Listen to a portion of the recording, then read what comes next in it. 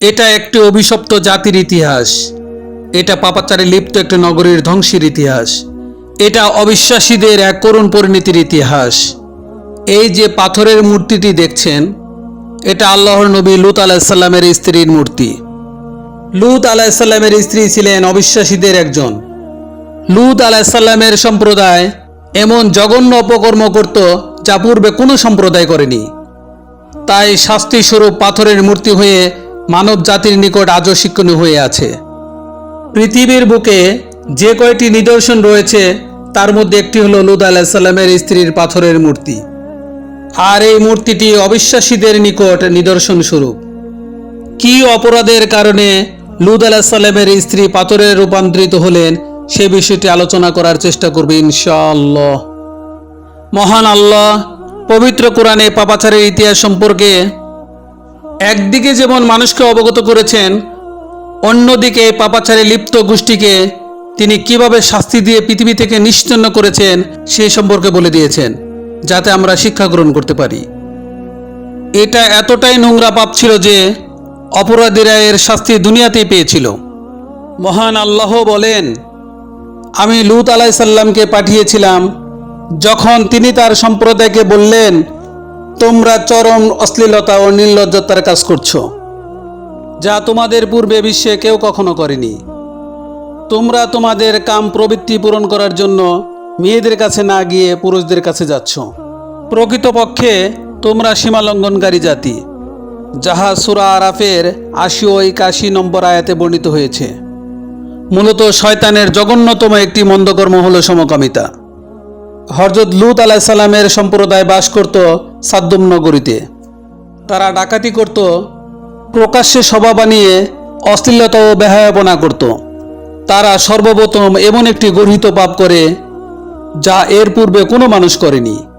তৎকালীন ইরাক ও ফিলিস্তিনের মধ্যবর্তী এক জায়গায় এই জাতির বসবাস ছিল। কেন্দ্রীয় শহর ছিল সাদুম নগরীতে। সাদুম ছিল সবুজ শ্যামল এক নগরী। বর্তমানে এলাকাকে ডেড সি বা মৃত সাগর বলা হয়। এখানে পানির পর্যাপ্ত সরবরাহ ছিল, ফলে ভূমি ছিল অত্যন্ত উর্বর। বিভিন্ন রকম ফসলে ভরপুর ছিল।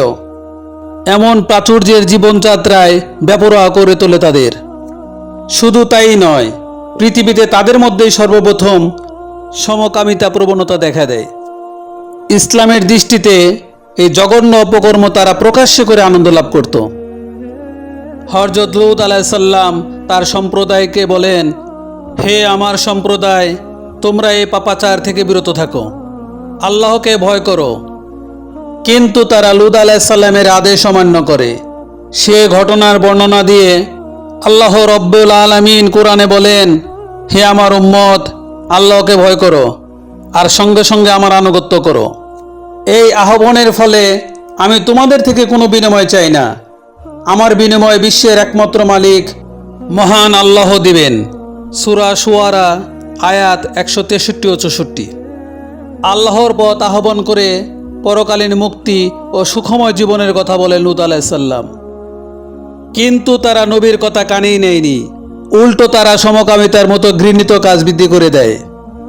লূত আলাইহিসসালাম তাদেরকে তাদের বিকৃত রুচি তথা সমকামিতা থেকে বারণ করেন এবং এর ভয়াবহ পরিণতি সম্পর্কে খবর দেন। তোমরা নিজেদের মধ্যে গর্হিত কাজ করছো। এই কথা শোনার পর তার জাতি লূত আলাইহিসসালামকে জবাব দেয়, যদি তুমি সত্যবাদী হও তাহলে আমাদের উপর গজব এনে দেখাও। তিনি বলেন, হে আল্লাহ, এই বিপদগ্রস্ত জাতির ব্যাপারে আমাকে রক্ষা করুন। সূরা আনকাবুত আয়াত ২৮-২৯। আল্লাহর নবীর বিরোধিতা করে তাদের এই পাপাচারে সহযোগিতা করতেন লূত আলাইহিসসালামের স্ত্রী। লূত আলাইহিসসালামের কওমের লোকেরা এই বিকৃতি রুচির কাজ এতটাই পাগল পড়া ছিল যে এই গর্হিত কাজের কোনো সময়, স্থান, কাল, ব্যক্তি পরিচয় ছিল না। যখন যাকে পেত তার সঙ্গে এই বিকৃতির কাজ করত। একদিন হযরত লূত আলাইহিসসালামের নিকট আল্লাহর আদেশে ফেরেশতা আসলো। তারা সেই ফেরেশতাদের সঙ্গেও এই কাজ করার জন্য দৌড়ে আসে। হযরত লূত আলাইহিসসালাম বললেন, এরা আমার মেহমান, আমাকে লাঞ্ছিত করো না। মেহমানের ব্যাপারে আল্লাহকে ভয় করো, আমাকে দুঃখিত করো না। তারা বলল, আমরা কি আপনাকে দুনিয়াবাসীর সমর্থন করতে নিষেধ করিনি? তিনি উত্তরে বললেন, যদি তোমরা একান্ত কিছু করতেই চাও তবে আমার কন্যারা উপস্থিত আছে। তারা কোনোভাবে এই মনোবাসনা থেকে বিরত হচ্ছিল না। এরপরই আল্লাহর পক্ষ থেকে গজব নেমে আসে। এক শক্তিশালী ভূমিকম্পে পুরো নগরটি সম্পূর্ণ উল্টে দেয়। ঘুমন্ত মানুষের উপর তাদের ঘরবাড়ি আছড়ে পড়ে। পাশাপাশি আকাশ থেকে বৃষ্টির মতো কঙ্কর নিক্ষিপ্ত হতে থাকে। ওই মহাপ্রলয়ের হাত থেকে কেউই রেহাই পায়নি। ওই জনপদের ধ্বংসাবশেষ এখনও বিদ্যমান। সেই ঘটনার বর্ণনা দিয়ে আল্লাহ বলেন, আপনি আপনার পরিবার নিয়ে শেষ রাত্রিতে চলে যান। আপনি তাদের জন্য ফিরে আসবেন না। আর আপনাদের মধ্যে থেকে কেউ যেন পিছনে ফিরে না তাকায়। আপনারা যেখানে আদেশ প্রাপ্ত হয়েছেন সেখানে চলে যান। আমি লূতকে এ বিষয়ে জানিয়ে দিই, সকালে হলে তাদেরকে সমূলে ধ্বংস করে দেওয়া হবে। সূরাতুল হিজর আয়াত 65 থেকে 67। ফেরেশতারা বললেন, হে লূত, আমরা তোমার প্রভুর পক্ষ থেকে আগত দূত। তুমি রাতের শেষ ভাগে তোমার পরিবার নিয়ে চলে যাও।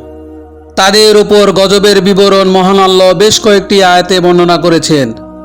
আল্লাহ বলেন, সূর্যোদয়ের সময় তাদেরকে প্রচণ্ড একটি শব্দ এসে পাকড়াও করল। আমি জনপদটিকে উল্টো করে দিলাম। তাদের উপর বর্ষণ করলাম কঙ্কর প্রস্তরের প্রবল বৃষ্টি। নিশ্চয় এতে চিন্তাশীল জাতির জন্য রয়েছে নির্দেশাবলী। সূরাতুল হিজর 73 থেকে 75 নম্বর আয়াত। লূত আলাইহিস সালামের স্ত্রী ছিলেন অবিশ্বাসীদের একজন। তাই সে পিছনে ফিরে আল্লাহর গজব দেখার চেষ্টা করলে সেও আল্লাহর গজব থেকে রেহাই পাননি। লূত আলাইহিস সালামের এই কাহিনী ইতিহাসে চিরকালীন শিক্ষা হিসেবে রয়ে গেছে। এই কাহিনী আমাদেরকে শেখায় পাপ ও অবাধ্যতার পরিণতি ধ্বংস। আসুন আমরা আল্লাহর পথে চলি, নবীদের দাওয়াতকে অনুসরণ করি।